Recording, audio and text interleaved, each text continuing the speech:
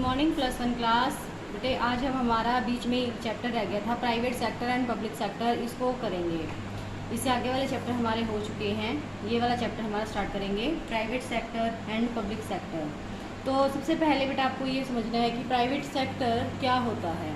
Private sector में जो individual people हैं, प्राइवेट लोग हैं, वो इसमें इन्वॉल्व होकर कैपिटल लगाती हैं और इनका पूरा कंट्रोल इस पर होता है।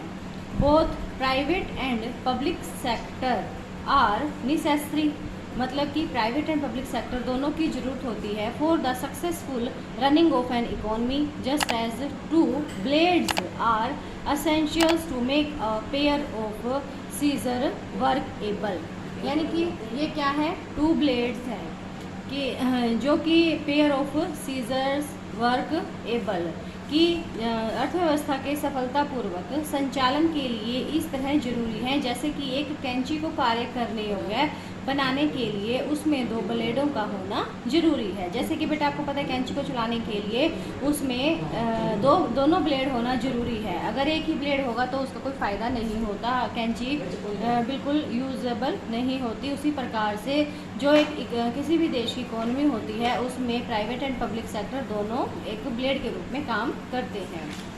अब बेटा इसमें आपके फीचर्स दी हुई हैं कि प्रॉफिट मोटिव। अब जो प्राइवेट सेक्टर होता है उसका मेन मोटिव क्या होता है, प्रॉफिट अर्न करना। जैसे कि पब्लिक सेक्टर जो होता है उसका मेन मोटिव क्या होता है, सर्विसेज प्रोवाइड करना, लेकिन इसका मेन मोटिव क्या होता है, ज़्यादा से ज़्यादा प्रॉफिट अर्न करना। प्राइवेट ओनरशिप होती है, इसमें जो ये अंडरटेकिंग्स होती हैं या ये जो ऑर्गेनाइजेशंस होती हैं, इसमें पूरा जो ओनरशिप होती है वो प्राइवेट लोगों की होती है और इसमें किसी भी राज्य या स्टेट या सेंट्रल गवर्नमेंट का इसमें कोई इंटरफेरेंस नहीं होता। और profit as evidence of success, और इसके एविडेंस के रूप में हम जैसे अगर हम देखते हैं कि जो प्राइवेट सेक्टर है वो अच्छे से चल रहा है या नहीं चल रहा है, तो उसको देखने के लिए हम क्या देखते हैं कि वो कितने प्रॉफिट्स अर्न कर रहा है। तो ये जो प्राइवेट सेक्टर होता है इसमें अगर हमें इसको देखना है, जांचना है, तो इसको जांचने के लिए पैमाना क्या होता है कि ज़्यादा से ज़्यादा प्रॉफिट अर्न करना। लेकिन अगर हम आज के टाइम में इसका देखते हैं तो आपको पता है कि जो कॉमन मैन है वो भी बड़ा अवेयर हो गया है और उसको अवेयर हो गया है, तो इसीलिए इसमें हम जो सोशल रिस्पॉन्सिबिलिटी है उसको भी इग्नोर नहीं कर सकता प्राइवेट सेक्टर, उसको भी फुलफिल करना होगा। नेक्स्ट है प्राइवेट मैनेजमेंट। प्राइवेट मैनेजमेंट होती है क्योंकि लोगों के द्वारा ही इसमें पैसा लगाया जाता है, गवर्नमेंट का इसमें कोई इंटरफेरेंस नहीं होता। और अगर उसको ज़रूरत होती है तो वो अपने अंडर कुछ मैनेजर्स को या जितने भी एम्प्लॉयज़ को उसको ज़रूरत होती है वो रख सकता है, लेकिन वो एम्प्लॉय जो हैं वो सारे उनके अंडर ही कार्य करेंगे जो ओनर होते हैं। लेस पॉलिटिकल इंटरवेंशन, और इसमें जो पॉलिटिकल इंटरफेरेंस होता है वो काफ़ी कम होता है क्योंकि ये प्राइवेट लोगों का होता है। गवर्नमेंट जो लीडर्स लीडर्स होते हैं, पॉलिटिकल लीडर्स होते हैं, वो इसमें ज़्यादा इंटरफेरेंस नहीं करते, लेकिन जो जो प्राइवेट सेक्टर के एंटरप्राइजेस होते हैं उसमें इनका पूरा इंटरफेरेंस होता है। अब है बेटा फॉर्म्स ऑफ प्राइवेट एंटरप्राइजेस, कि जो प्राइवेट एंटरप्राइजेस हैं उसके कितने रूप होते हैं, कितने प्रकार के वो होते हैं। जैसे कि आपको पता है कि जो सोल प्रोप्राइटरशिप है, जहाँ हम चैप्टर कर चुके हैं इसका, सोल प्रोप्राइटरशिप में एक अकेला व्यक्ति ही है जो सारी कैपिटल को लगाता है और वही उसका ओनर होता है, वही उसकी सारी मैनेजमेंट को देखता है और सारे काम उसी को करने होते हैं और इसमें किसी प्रकार की कोई फॉर्मेलिटी इसकी आवश्यकता नहीं होती। नेक्स्ट है ज्वाइंट हिंदू फैमिली बिजनेस, और ये भी प्राइवेट सेक्टर में ही आता है क्योंकि इसमें किसी प्रकार का कोई गवर्नमेंट का इंटरफेरेंस, उनकी इन्वॉल्वमेंट नहीं होती है। सारी कैपिटल जो है वो फैमिली मेंबर्स के द्वारा ही लगाई जाती है और पब्लिक सेक्टर के अंदर ये नहीं आता है।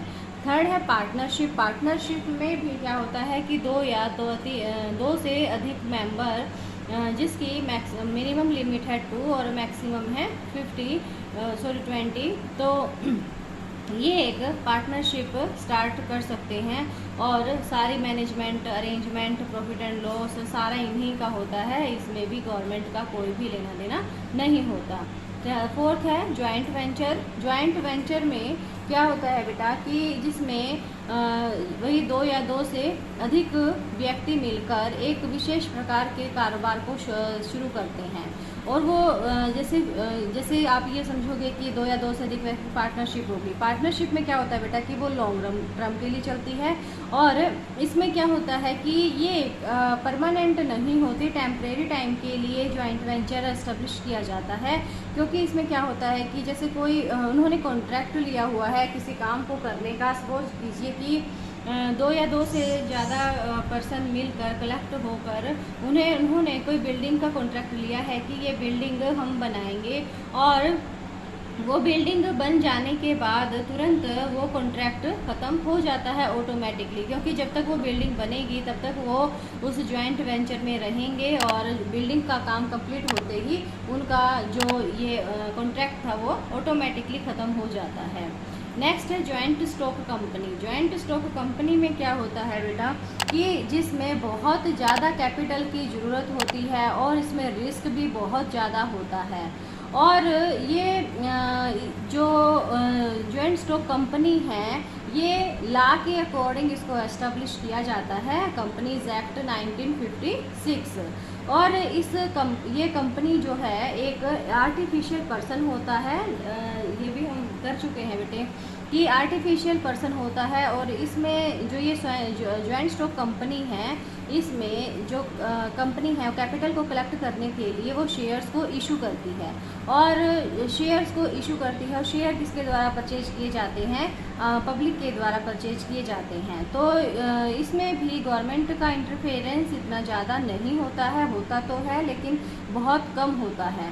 तो यहाँ पर भी ओनरशिप है और कैपिटल है वो सारी किसके द्वारा लगाई जाएगी, प्राइवेट लोगों के द्वारा।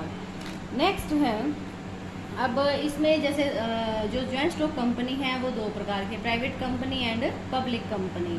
और इनमें डिफरेंस है बेटा जो हमारे चैप्टर है हमने उनमें किया है कि दोनों प्रकार की कंपनियों में क्या डिफरेंस है, बेसिक डिफरेंस क्या है। एक तो शेयर ट्रांसफरेशन ऑफ शेयर, तो हम जैसे जो प्राइवेट कंपनी है उनमें हम शेयर्स को ट्रांसफ़र कर सकते हैं लेकिन इसमें नहीं कर सकते।